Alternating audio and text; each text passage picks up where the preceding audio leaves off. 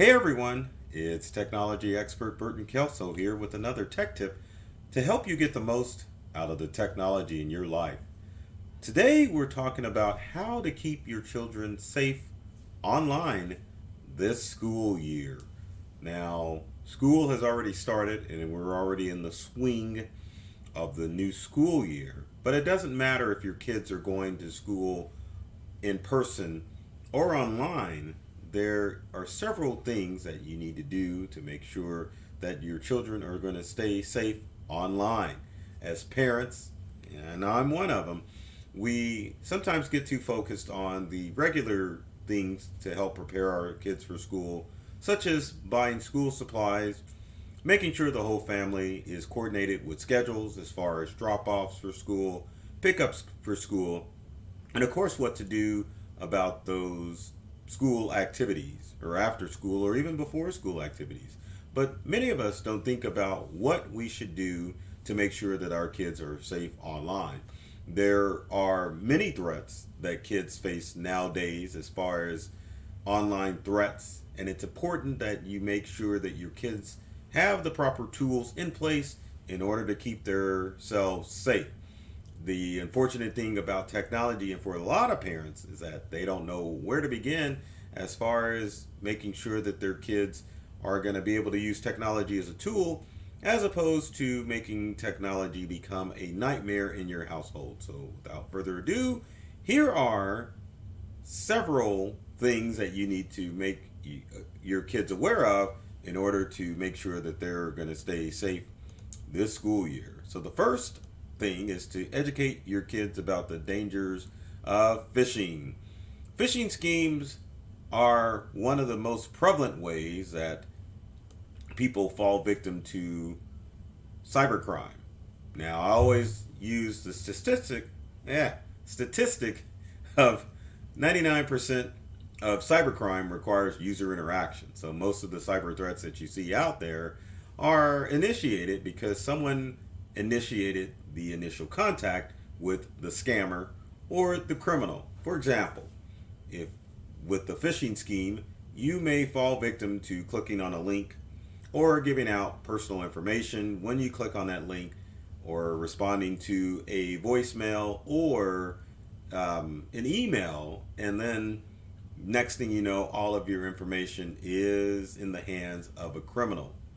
But what you need to make happen is to make sure that you stay away from phishing schemes, and this can include your kids as well. And one of the things that scammers use as bait is online money from games or other websites that entice your child that they will get free stuff if they give out personal information in order to receive the free items. And as you know, with phishing scams that us adults deal with, if it sounds too good to be true, then that probably means that it is too good to be true. Also, one of the dangers about phishing schemes as far as adults are concerned, or actually kids and adults too, but right now we're talking about kids, is the fact that your information can definitely fall into the hands of cyber criminals, which puts your kids at risk, puts your information at risk if a scammer uses that information to steal your identity as a parent, or to take your kid's identity and to create another identity using identity theft. I think I used identity too many times, but you don't want your kid to have bad credit even before they're able to use credit. So make sure that you're talking to your kids about all the various phishing schemes out there and to make sure that they don't fall victim. So in other words, for your kids, to make it nice and simple for you, if an email isn't coming from a schoolmate or friend or even a loved one, you definitely don't want to respond to it. And the same with adults should apply to kids. If you weren't expecting an email, you probably shouldn't fall for it. And it can't just go on the terms of email. You definitely have to look at phishing schemes that occur with text messages and with voice messages. Just tell your kids if they weren't really expecting it, don't fall for or give out personal information. And probably another way to educate your kids with phishing schemes is to make sure they're not sharing that phone number with too many people, because criminals get access to that information and they can definitely target you and target your kids to get information that they shouldn't have their hands on. So my next tip is to make sure that you help your kids watch for cyber bullying. Cyberbullying is horrible, and it's definitely become more prevalent during the the COVID-19 crisis. Just stumbling over my words here. But anyway, cyberbullying's horrible. It's even worse if your kid turns out to be a cyber bully. So as parents, to kind of make sure that none of this bad stuff happens, you need to make sure that you get your hands on your kids' devices on a regular basis to make sure that they are going places that they're supposed to be going on the internet.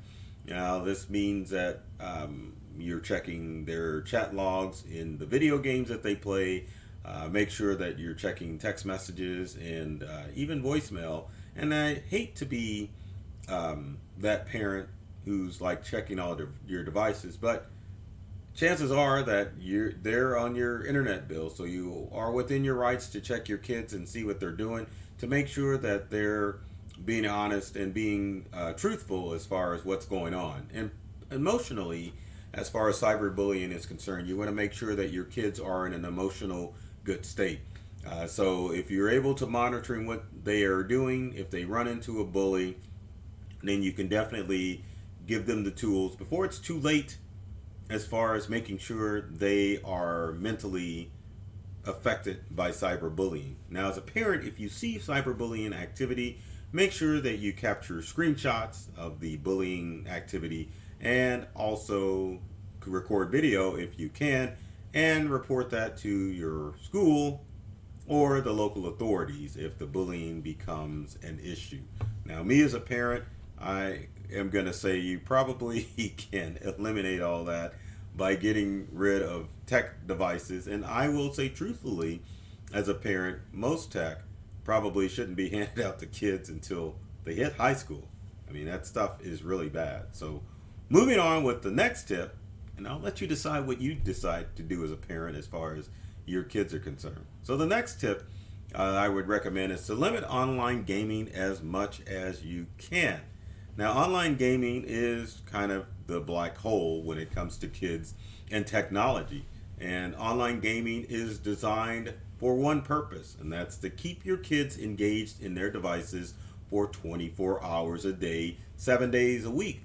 Because online gaming communities make money with not just kids playing, but getting them to engage in the online games and to buy upgrades in the form of electronic currency in order for them to get more rewards from the game itself. And the challenge with online gaming, with most games, there is never an end with the games.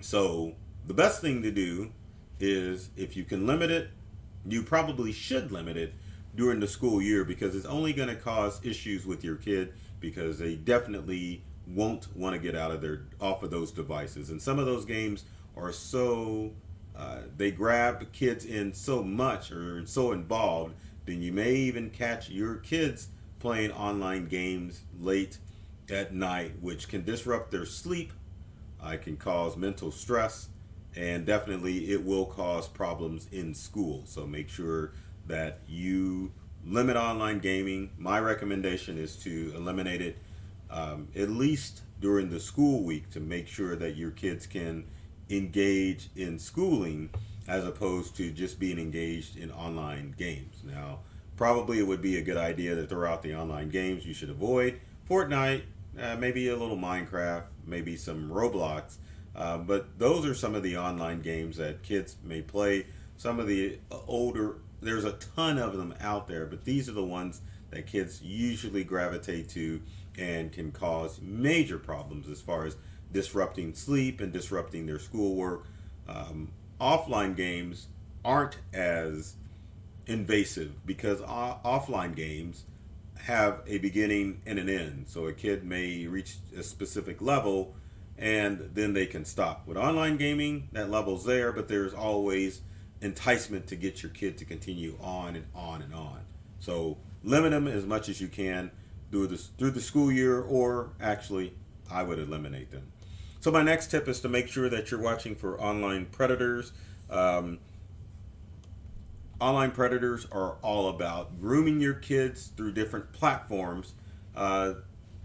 When we go back to games and just what goes on to a lot of social media and search sites, the average age is going to be about 35 years old. I know there's a lot of people who think that they're kid centric, but there are adults that play some of these online games and engage in the chat rooms, and also with a lot of your social media sites. Some of them do cater to a younger demographic, but at the same time, online predators know where your kids hang out, so you definitely want to make sure that you are aware of what your kids are doing online, and make sure that whoever they're interacting with on the internet is a classmate of their age, and you definitely need to verify the identity of the people that your kids interact with online, because predators online are after different things. There may be predators who want to sexually abuse your kids, maybe online predators too who may be looking for new victims to sell drugs to. So make sure that as a parent you're aware of the online predators out there, because they are out there, and make sure that you're doing everything in your power, which is monitoring their devices, to make sure that you don't have a predator that is grooming your kid. Next tip, which is kind of sad, is have a conversation about sexting. I mean, obviously, as a parent, you at some point are going to have the conversation about the birds and the bees, but with sexting, you definitely don't want your kid to get involved in this horrible behavior, because with a lot of sexting that goes on with youth, as far as sharing nude photos or sharing or them passing them on to their friends, what stays or what shows up on the internet stays on the internet forever. So make sure that you tell your kids that obviously they don't want or need to be sexting other classmates or people that they meet on the internet, because it can definitely cause issues down the road. I can't tell you how many times that we've had parents call in tears because little Susie, ex-boyfriend or whoever, posted nude photos or shared nude photos online with all the classmates, and they want us to be able to hack in to whatever social media these photos showed up on and to get those pictures off. I hate to tell you this, it's never going to happen, and you definitely need to make sure that your kids aren't sharing inappropriate behavior. Now, my next tip, I'm just going to throw this one out here rather than showing a pretty slide, but kids need to make sure that their laptops are never unattended. I don't think we need a graphic to show that out, but basically, if your kid has a smartphone or a tablet, you definitely need to make sure that their devices are not left alone, because what's going to happen if your kid, and I'm sure they have one of these, leaves their smartphone behind, someone's going to come and snatch that device and try to use it as their own.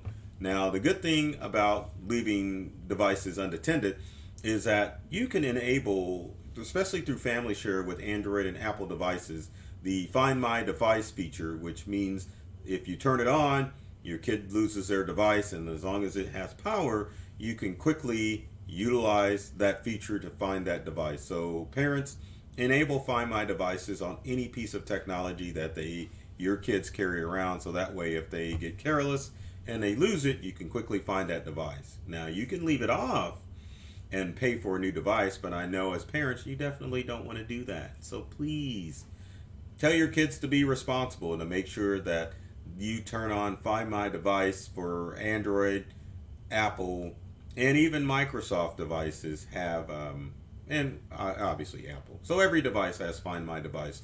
Turn it on, but more importantly, make sure your kids are a little bit more responsible when it comes to their devices. Another tip your kids want to follow is to make sure that those school issued laptops and tablets are using strong filtering software. Got a major surprise the other day when my children brought home the school issued device. The devices have access to YouTube. So all of your popular online gaming sites are blocked, but oh my gosh, if you're a parent and you've been on YouTube, you know what areas and what inappropriate things they can definitely run with on YouTube. So it's not blocked. And the school's excuse is as well, we upload stuff to YouTube. Well, that's fine and dandy. But as a parent, at least I know that I need to make sure that my kids need to do their work and get off their laptops immediately. Because if your child is drawn to their school issued laptop, unfortunately, in most circumstances, it means that your child is probably going somewhere they shouldn't be on YouTube. So make sure that you know what filtering is done with your school issued device, so that as a parent you can make sure that you're setting limits by making sure that they can't go where they shouldn't go. Now keep in mind, you can't modify the school device because it's the school's device, but you can definitely make sure that your children have lesser access to devices that don't have filters that are blocking your child from inappropriate or gaming sites. Now, in all fairness, your school is not trying to sabotage your kid. The challenge is that a lot of these sites pop up daily. So there may be some new site that pops up that your child finds out about, and the school hasn't put blocks in place from them accessing the website or the video channel. So get on your kid's device, find out where they can and can't go, and as a parent, make sure that you are monitoring that device, because the best parental control protection on the internet is a parent who is constantly monitoring their child's devices to make sure that they're doing what they're supposed to do on the web. So with that said, I look forward to your comments and questions about ways to help keep your child safe online, because there's a lot of different ways that you can do that, and I hope I've given you some helpful tips as far as what you can do to keep your kids safe. Now, I know a lot of parents will ask, what type of filtering software should I be using for my child? Well, the challenge is that with filtering software, it may keep them off of specific websites, but there are specific apps that your filtering software or parental control software is not able to handle. Now, on each device, like say your Apple and Android devices, you can definitely turn on parental controls that will block your child's ability to download apps or to visit specific websites. But like we were talking about before, those school issued devices, you really can't make changes to those. So it's a good idea to check them every now and then. And then your child is going to be constantly trying to bypass whatever parental controls that you put on their devices. So there's no all-inclusive software that is going to work as far as parental controls. So that's why it's always a good idea to make sure that you're checking your child's devices at least once a week to make sure that they're being honest.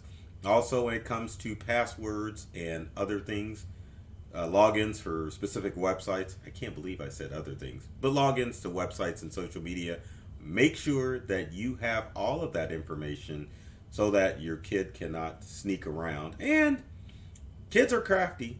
Sometimes they'll create a bogus social media account. So you may not find that by searching for it on the web, but if you definitely get a hold of their device, you can make sure that they're not creating any tricky stuff.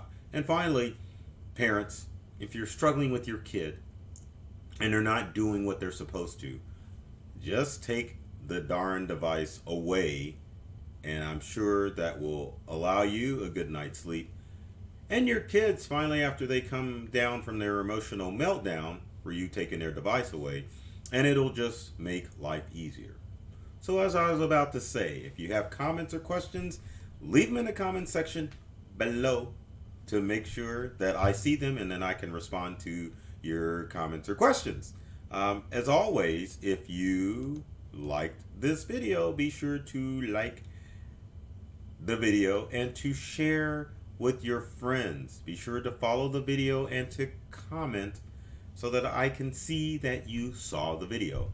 And speaking of following, make sure to follow myself, Burton Kelso, the technology expert, or my company Integral, which is on the badge here, to make sure that you can keep up with the latest content that we share on social media platforms. And there's hundreds of tips and tricks that are designed to help you get more from the technology you use at home and at work. So, as I always say, I love technology and I've read all the manuals, and I'm serious about making technology fun and safe and easy to use for everyone. So take care of yourself and do many things to make you smile. And thanks for watching.